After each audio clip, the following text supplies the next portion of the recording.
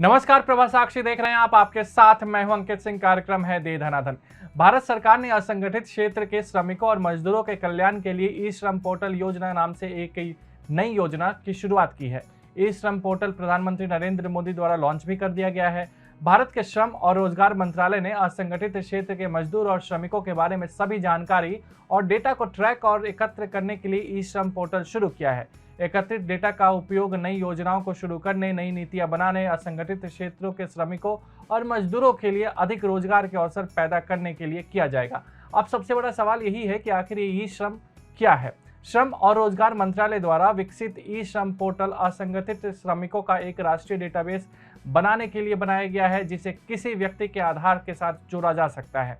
Data का नाम, व्यवसाय पता, शैक्षिक योग्यता, कौशल प्रकार और परिवार के विवरण आदि की डिटेल्स शामिल होती हैं, ताकि उनकी रोजगार क्षमता को समझा जा सके और उन्हें सामाजिक सुरक्षा योजनाओं का लाभ दिया जा सके। यह प्रवासी श्रमिकों, निर्माण श्रमिकों और प्लेटफॉर्म श्रमिकों आदि सहित असंगठित श्रमिकों का पहला राष्ट्रीय डेटाबेस है। अब सवाल ये है कि आखिर इसका उद्देश्य क्या है। इस योजना का उद्देश्य देश के कामगारों और मजदूरों के लिए है। श्रम और रोजगार मंत्रालय ने हाल ही में पूरे भारत में गैर मान्यता प्राप्त क्षेत्र के श्रमिकों के बारे में पूरी जानकारी एकत्रित की है। इसका मुख्य उद्देश्य प्रत्येक निर्माण श्रमिक, प्रवासी श्रमिक और प्लेटफॉर्म वर्कर, स्ट्रीट वेंडर, घरेलू कामगार, कृषि कार्यकर्ता आदि का एक केंद्रीकृत डेटाबेस बनाना है, जो उन्हें सामाजिक सुरक्षा सेवाओं को लागू करने और विभिन्न हितधारकों के साथ कल्याणकारी योजनाओं को वितरित करने के लिए उनकी जानकारी साझा करने में मदद करेगा। अगला उद्देश्य प्रवासी और निर्माण श्रमिकों को सामाजिक सुरक्षा और कल्याणकारी लाभों की पोर्टेबिलिटी और भविष्य में किसी भी राष्ट्रीय संकट से निपटने के लिए केंद्र और राज्य सरकारों को एक व्यापक डेटाबेस प्रदान करना है। देश में 38 करोड़ मजदूर असंगठित क्षेत्र में काम कर रहे हैं, जिनमें निर्माण श्रमिक, रेडी ट्रैकर, छोटे विक्रेता, खेतिहर मजदूर, घरेलू कामगार, महिला बीड़ी कार्यकर्ता, ट्रक चालक, मछुआरे, दूध विक्रेता, आशा और आंगनवाड़ी कार्यकर्ता, मनरेगा कार्यकर्ता, स्वरोजगार और असंगठित क्षेत्र के कई और श्रमिक व्यापक रूप से शामिल हैं। यह राष्ट्रीय स्तर का पोर्टल देश की अर्थव्यवस्था में बड़ी भूमिका निभाने वाले इन असंगठित श्रमिकों के कल्याण और उनके सुरक्षित भविष्य के लिए बनाया गया है। अब सबसे बड़ा सवाल ये भी है कि आखिर इस ई श्रम पोर्टल पर कौन पंजीकरण कर सकता है। तो इसके लिए आपको कहीं ना कहीं एक असंगठित कार्यकर्ता या फिर असंगठित श्रमिक कार्यकर्ता होना जरूरी है। असंगठित कार्यकर्ता या असंगठित श्रमिक कोई भी श्रमिक जो असंगठित क्षेत्र में एक स्वनियोजित श्रमिक या मजदूरी कर्मचारी होता है। आयु 16 वर्ष से लेकर 59 वर्ष के बीच होनी चाहिए। ईपीएफओ, ईएसआईसी या एनपीएस का सदस्य उसे नहीं होना चाहिए।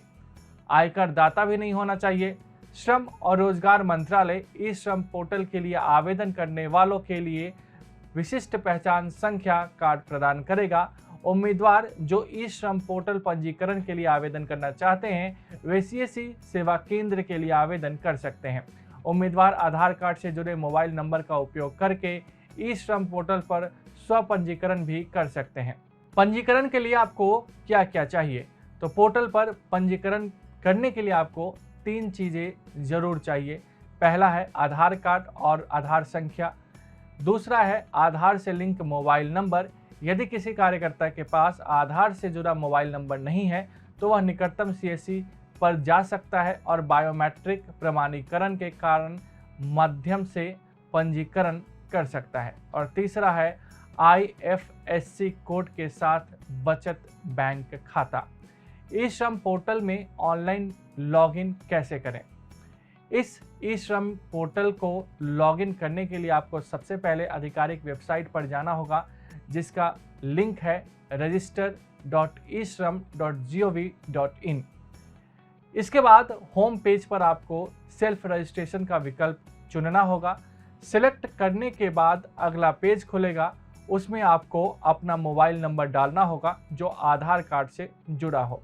उसके बाद आपको कैप्चा कोड भरना होगा। फाइल करने के बाद आपको ईपीएफओ और ईएसआईसी के लिए हाँ नहीं के विकल्प का चयन करना होगा। इसके बाद आपको सेंड ओटीपी पर क्लिक करना होगा। अब आपके पास एक OTP आएगा, पूछे गए अनुभाग में OTP दर्ज करें। अब आपको अपना आधार कार्ड नंबर दर्ज करने और नियम तथा शर्तों को स्वीकार करने के बाद सबमिट बटन पर क्लिक करना होगा। आपके सामने आवेदन फॉर्म खुल जाएगा, आप उसे भरें। फिर सभी दस्तावेज भरने के बाद उसे अपलोड करने होंगे। इसे बनाने के बाद सबमिट पर क्लिक करें और भविष्य के संदर्भ के लिए आवेदन पत्र की हार्ड कॉपी लें। इसके बाद आपका पंजीकरण ई-श्रमिक पोर्टल पर पूरा हो जाएगा। अब सवाल यह है कि आखिर इसके लिए आपको कितना शुल्क देना होगा। तो इसके लिए यानी कि आवेदन करने के लिए आपको कोई शुल्क नहीं लगेगा, लेकिन अगर आप UAN कार्ड में किसी भी तरह का डाटा अपडेट करके आते हैं तो आपको 20 रुपये देने होंगे। इस श्रम कार्ड के लिए ज़रूरी दस्तावेज क्या क्या है? तो आधार कार्ड, बैंक पासबुक, बिजली बिल, राशन कार्ड, इसके अलावा सक्रिय मोबाइल नंबर। तो ये था आज का दे धनाधन कार्यक्रम। आपको ये कैसा लगा हमें ज़रूर बताइएगा। दीजिए इजाज़त, नमस्कार। अगर आप भी लेना चाहते हैं देश दुनिया की तमाम जानकारी तो आज ही सब्सक्राइब करें हमारे चैनल को। साथ ही नीचे दिए बेल आइकन को जरूर दबाएं ताकि हर अपडेट आप तक पहुंच सके।